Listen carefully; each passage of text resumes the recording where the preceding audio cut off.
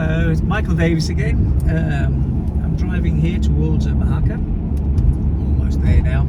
This channel is always about helping people buy their properties safely in Spain.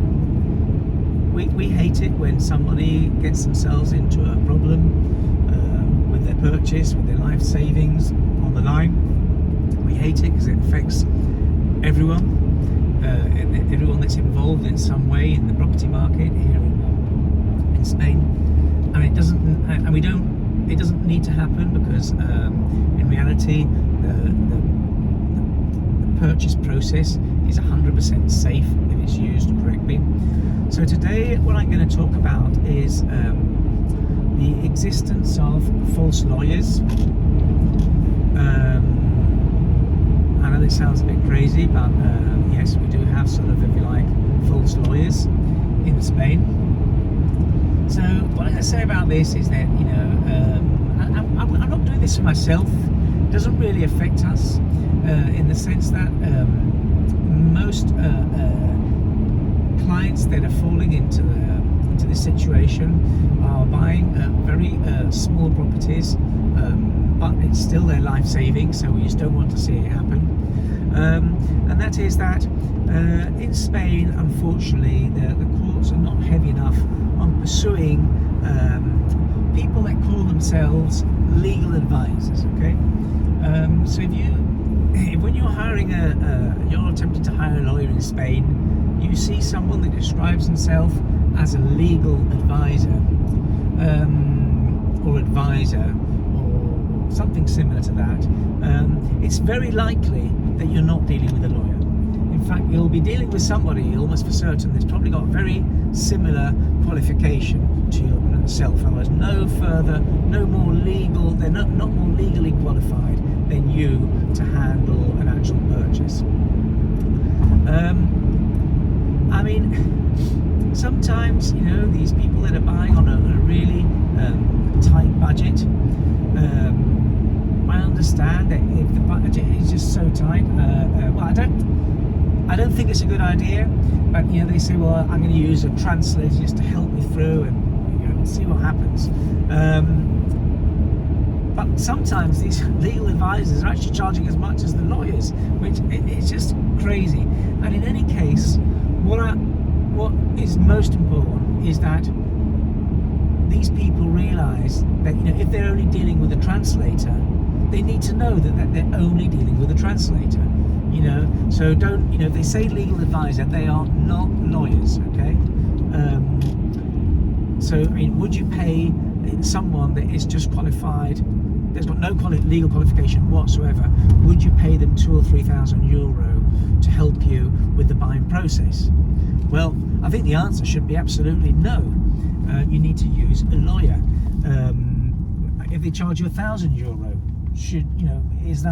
is that okay? Well, I'd say no. Lawyers all carry indemnity insurance. We're all members of a law society to whom you can put a complaint if something goes wrong, and it's just not right. When I see people that have got themselves into a mess, and I see that they've used a legal advisor, and they actually talk to me about, well, my solicitor, you know, he didn't do a good job. It really, really disturbs me. I mean, so in other words, that person has let this client believe that they are a lawyer. They may not have said, I'm a lawyer. They may not say abogado under their door, because then they go to prison under their name. But they've let them believe that they're a lawyer. Okay, and we've come across this. We've been even handling a conveyance, and the other party has spoken about my lawyer, and the person that I have to deal with is not actually a lawyer. I mean, this is crazy. So how do you make sure that the person you're dealing with is a lawyer? Okay, the first thing is that you need to see the word abogado under their name. Abogado means lawyer, solicitor in English, and basically I haven't seen anyone dare actually put that name under that word under their name if they're not really a lawyer, because that would be a prisonable offence. Also, all lawyers, so the word is abogado, okay, abogado. Also, all lawyers in Spain are members of Law Society, so we've all got a Law Society number, which normally is on our letterhead, and you see it in different places under our name also when we write to you. So, you know, you can always check our Law Society number out.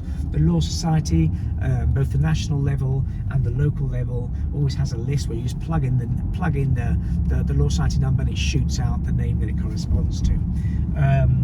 So I'll put that in a link below, and you can always just plug the person's name there, and their name has to come out after. So that's it in a nutshell. You know, it's like, if you know, would you go to a barber to have your tooth taken out? I mean, there could be a barber that's taken out many tooths. You know, people start saying, well, he's really good at removing tooth, but it's not the right thing to do. You know, don't do it. I'd say, you know, there are a lot of young lawyers around that maybe you know, trying to get themselves into the market. They'll do maybe a cheaper than usual conveyance for you, and I think that's a better option. Well, that's enough for me rabbiting on. Just be aware. Thank you for watching.